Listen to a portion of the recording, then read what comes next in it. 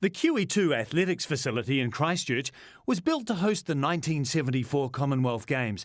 It was a unique facility for its time, and for the Commonwealth Games held a capacity crowd of 34,000. In 2009, it remains one of the best athletics facilities in New Zealand, and in March, it played host to the inaugural international track meet. This brand new track and field event aims to bring track and field back onto the radar for the New Zealand public, bringing together elite athletes from New Zealand and overseas for a high-profile event. The success of Valerie Veely, Nick Willis and Kimberly Smith at the Beijing Olympic Games shows the presence of talent in the Kiwi track and field scene. The organisers' hope is that an international level meet in New Zealand will contribute to the development of future track and field talent. With a good turnout of local and international talent, records were looking likely to be broken in a number of events. Sadly for Nick Willis, a hip injury would prevent him competing in the mile, where he hoped to take on Andrew Baddeley from the UK and Australia's Jeff Riseley in an attempt to break John Walker's 28-year-old New Zealand all-comers record of 3 minutes 50.6 seconds. The women's 200 metres, sponsored by the Hotel Grand Chancellor, looks set to be a standout event with Monique Williams from New Zealand lining up in lane 3. Holder of national titles in the 100 metres, 200 metres and 400 metres, she was the runner to watch. Williams got off to a good start, as did Andrea Conan from Auckland in lane 5, and a great start for Nicola Healy in lane 7. Coming out of the first 50, Monique Williams really found her stride, and into the home straight she was heading for the win. Conan in lane 5 did a good job holding her own through the final 100, Conan finishing in second and Nicola Healy finishing third.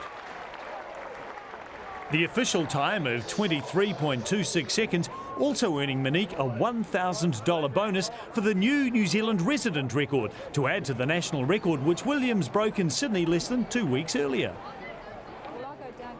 It was Kim Robertson's back, I think, 1978, so it's been standing there for a while, and it's always been my target, so it was, the right competition, and the conditions on the night really came through for me to do that time. The women's 800 metres, sponsored by Jameson and Dry, looks set to be closely contested, with 7 of the 9 entrants posting new PBs this year, and it turned out to be an exciting race. Some good pacemaking saw Selma Cajun from Australia leading at the bell. Former Brit, now Auckland resident, Nikki Hamblin, found herself back in 4th. But 350 metres out, she stepped it up a couple of notches and began pulling back ground on Cajun. Hamblin quickly ate up the 10-metre lead the Aussie had built up. Entering the final 200, Hamblin cruised past Cajun, and into the final 100, it was Hamblin's race to lose.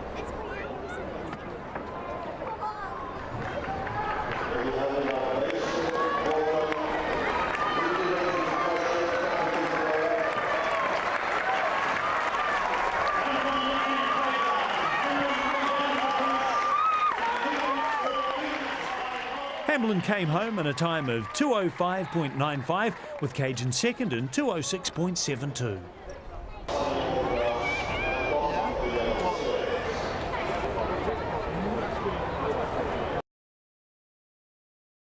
In the men's 3,000 metres, sponsored by New Balance, 2 Aussies, Ryan Gregson and Richie Everest, faced off.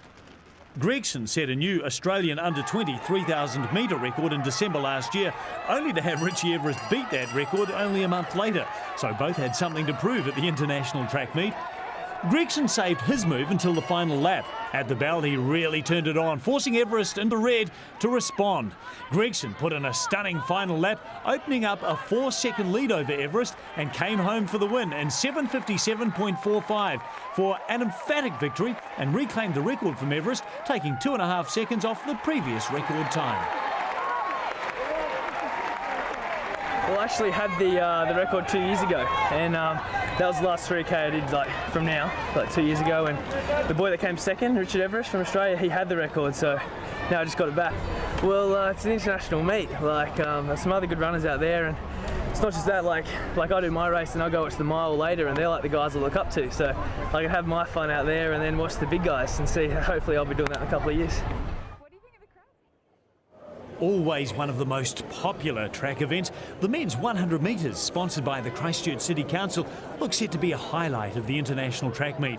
Local boy David Ambler, running in lane 4, had marked himself as a favourite, having set new Canterbury records and an under-19 record in recent weeks. He would be shooting for the QEII Stadium record of 10.38 seconds on the night. But with 8 sprinters capable of sub 10.8 second times, the race would be as close as close.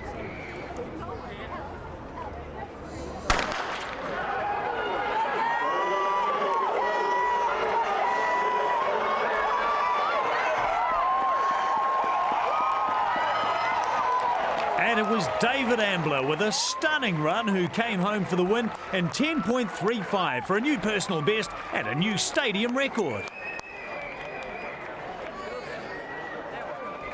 Conditions, I thought it was quite warm because I was feeling quite warm, but everyone tells me it was freezing cold. I was stoked with the time. So it's a new PB, so to do it on my home track, I was really pleased with it. I started well, which I wanted to do. Like Chris Tomlinson, he's renowned for his good start, so I was pleased to match him for the first 30, and then again pleased to carry and finish strong. It's an awesome field to have in Christchurch, James Dolphin, the Olympian, and Chris Donaldson, he's been top sprint in New Zealand for quite a few years, so to have that calibre of athletes down it's been an awesome meet, The feature race of the night was always going to be the International Mile, sponsored by More FM. A haka got things started and gave the 9 Kiwi and Australian runners a bit of extra motivation. With Nick Willis out due to injury, Andrew Baddeley from the UK was the favourite, but he too was forced to pull out with a calf injury at the last moment. Despite these withdrawals, the John Walker record was still up for grabs, and with at least 6 sub-4 minute milers in the field, the attempt was definitely on.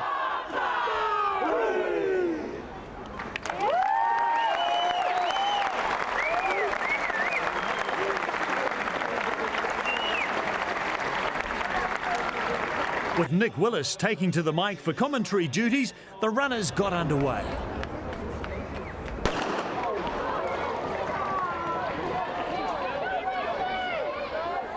It's been 28 years since John Walker set the New Zealand all-comers record for the mile at 3 minutes 50.6 seconds. Hard to believe that in all that time, no one had yet beaten it, in testament to his brilliance over the mile. The efforts of the pacemakers was always going to be the key in the record attempt, and despite Willis and Baddeley being out, the pacemaking duties were still being handled by Willis's good friend and training partner Rob Myers, running in the orange shorts, and Tom Osborne in the blue vest out front.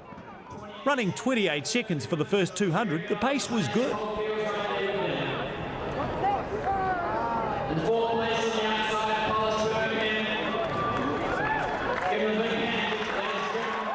Coming into the home straight for the first time, everyone was still in it, with Jeff Riseley from Australia in first, Collis Birmingham from Australia second, New Zealander Jason Woolhouse in third, and David Campbell from Ireland sitting comfortably in fourth.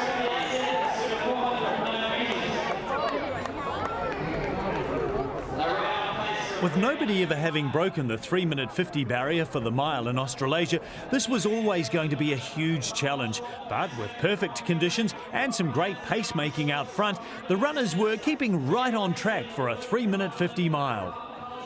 With Tom Osborne and Rob Myers leading them out, Jeff Riseley in the blue and Collis Birmingham in the grey and yellow began to open up a bit of a gap.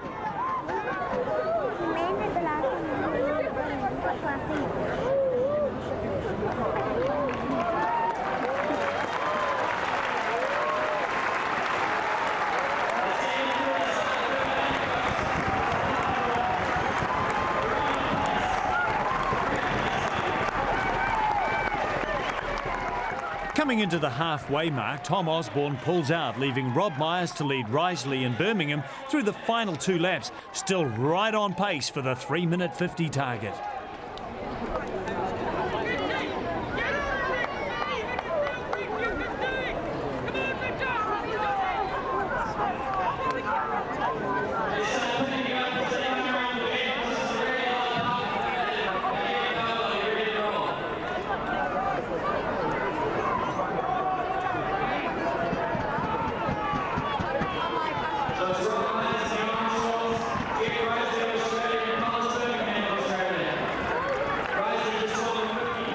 Coming around into the home straight, and Jeff Riseley leads Collis Birmingham and David Campbell with 15 metres back to the chasers.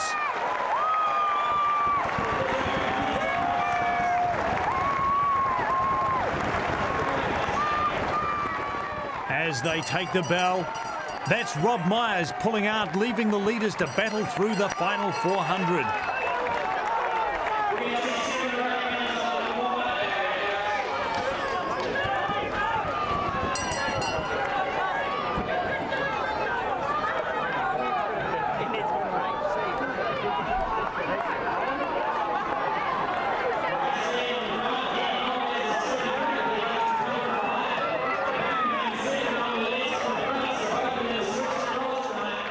With plenty of encouragement from an excited crowd, it would be a sprint finish between Jeff Riseley and Collis Birmingham to the line.